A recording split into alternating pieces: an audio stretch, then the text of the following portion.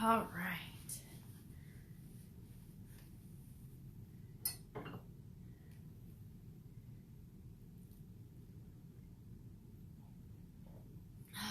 Good morning. Oh, that was my first sip of coffee this morning. It's good stuff.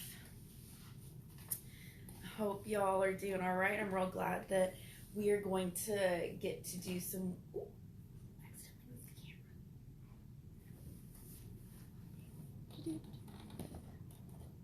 It fixes it. Okay. I'm real excited to get back to Wake Up stories. I know I missed them last week. I wasn't feeling very well. But we are here again. We are going to be continuing on to chapter 2 of The Kingdom Keepers by Ridley Pearson. So without further ado, let us begin. The hallways of Finn's middle school could sometimes feel as long as runways. Late for class, he found this to be one of those times. Steel lockers occupied most of the space between the doors to the classrooms. The lockers were covered with stickers and pictures of movie stars or pro athletes, which instantly distinguished a girl's locker from a boy's. Fluorescent tube lighting cast a sickly glow over everything and made human skin look vaguely greenish. He said there was a fable, a story of some kind, Finn said to the boy standing next to him, that my friends and I are supposed to save the park or something. He realized how ridiculous this sounded, whatever that means. By friends, you mean like me? Dillard Cole asked. Dillard ate enough for 2 kids and had the body to show for it. He didn't mean you, Dillard, Finn said gently, trying not to hurt the guy's feelings. Not exactly. He meant the hosts at Disney World, the DHIs. No way, said Finn, hurrying off to his 4th period classroom. It was only a dream, Dillard shouted after him. Finn wasn't so sure about that. We're honored you could join us, Mr. Whitman, said Mr. Richardson as Finn rushed into his world history class. Mr. Richardson was probably the most boring teacher in the entire school.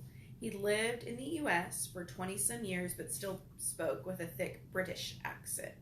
He sounded like a pompous snob. Finn checked the wall clock. He was 8 minutes late, just under the 10-minute deadline when Richardson would have given him a tardy. 3 tardies meant after-school study hall. Finn already had collected 2 others, both from science class. You'll sit up front, please, Mr. Richardson said, indicating an empty chair. Torture on top of humiliation. For the record, your notoriety pulls no weight in my class. I beg you to remember that when grades are issued, I find the idea of child actors tedious at best. Sorry I'm late, Finn said, sliding down into the chair, resentful that he'd been made to apologize. He'd taken the job at Disney World somewhat against his will, mostly his mother's urging. At the time, she had no idea she was making him into a middle school rock star. He remembered it well. There will be money in it, his mother had said. Your father and I can put a little something away for your college. I don't know, Mom, Finn had complained. This is Walt Disney World, don't forget. You could be a host, like a guide, in Walt Disney World. It's not exactly me. It'll look like you, sound like you. It'll seem like you to everyone but you. You'll be there for years.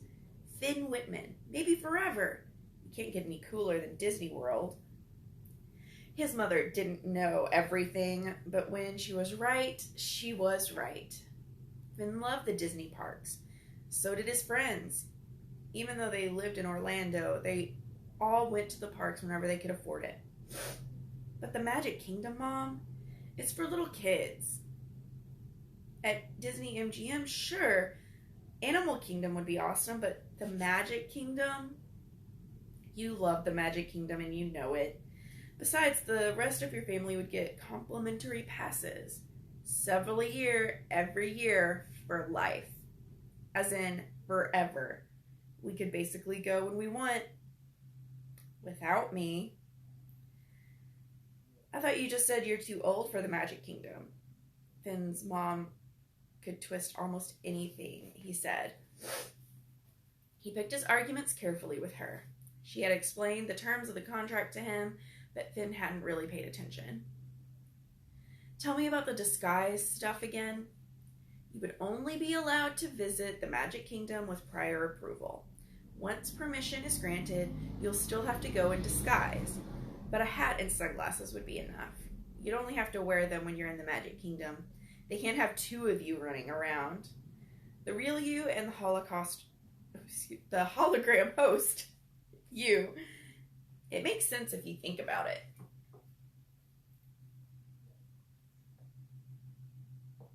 It did make sense. But he wasn't about to admit that.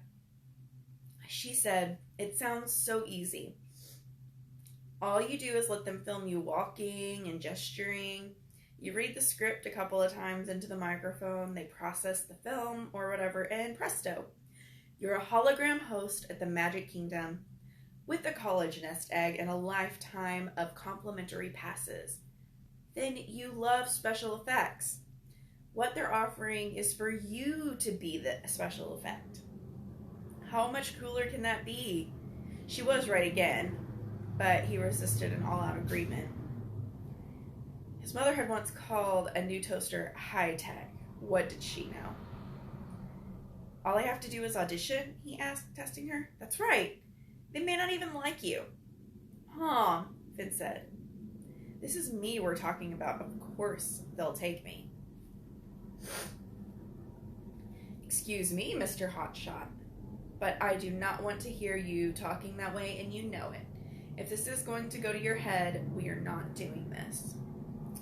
Actually, Finn's mom loved to hear him talk that way, though she pretended otherwise. She had schooled him in self-confidence. He'd auditioned for several things and never won a part yet, but not because he lacked confidence. "Okay, I'll do it," he said. She beamed. He loved to see her like that, bright-eyed and childlike. A month after Finn had passed the final audition and won a place as a Disney Host Interactive, or DHI, he arrived at the enormous soundstage at Disney MGM Studios. The size of a jet aircraft hangar, the soundstage was rigged with hundreds of film lights, a green screen that filled one entire wall, trampolines, cameras, boom microphones, and dozens of scruffily dressed crew members. He'd never seen anything like it, except in the movies, though he did his best to pretend otherwise. A college-age girl dressed in black and gray wore a headset with a microphone mouthpiece. A fuzzy black ball by her lips. She called herself a PA.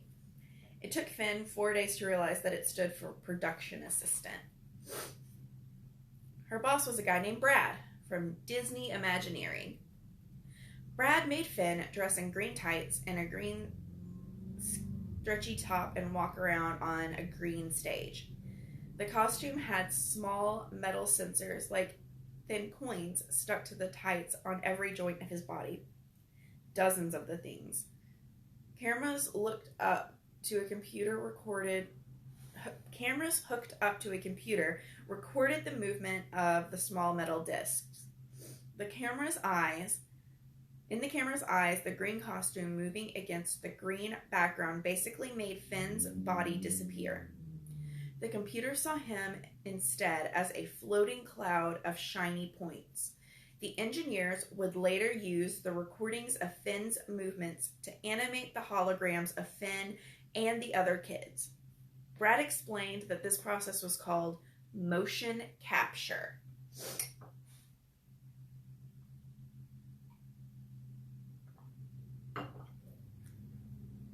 There were 5 kids in all. One very pretty girl, Charlene, had sandy blonde hair and blue eyes, with pale skin. The other girl, Willa, struck him as a little geeky but extremely smart. She was sweet, but not knockout gorgeous like Charlene. Not many girls look like Charlene.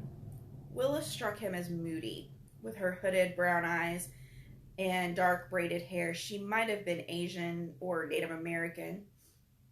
Maybeck, an African American kid, was taller than Finn by a full head and had the big guy attitude to go along with it. For some reason, he made a point of telling Finn that he was a Baptist. Finn, who wasn't terribly religious, wasn't sure what to do with that information, nor even what it meant.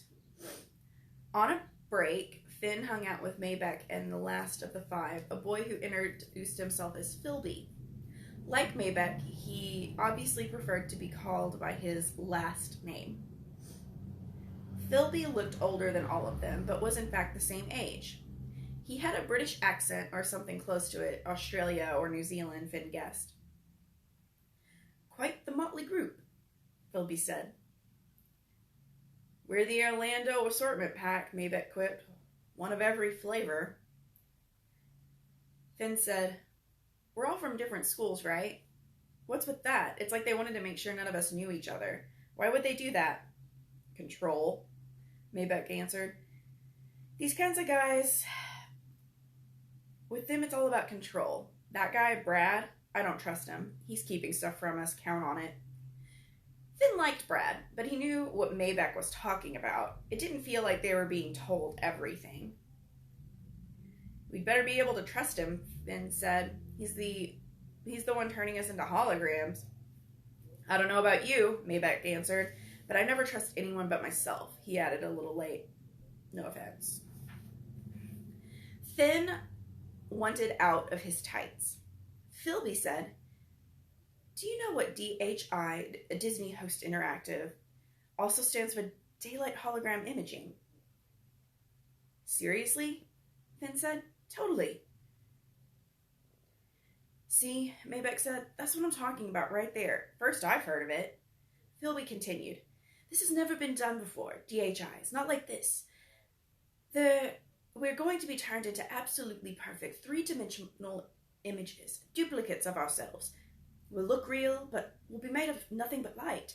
It's pretty cool technology, actually. But if it's never been done before, Finn said, how do we know it's safe? The boys glanced back and forth between themselves, and Philby said, it's like taking pictures, that's all. How can it not be safe? The boys, it pays, Maybeck said harshly. That's all I care about. My aunt could use the extra money. Your aunt? Finn said before he took time to think that his question might sound rude.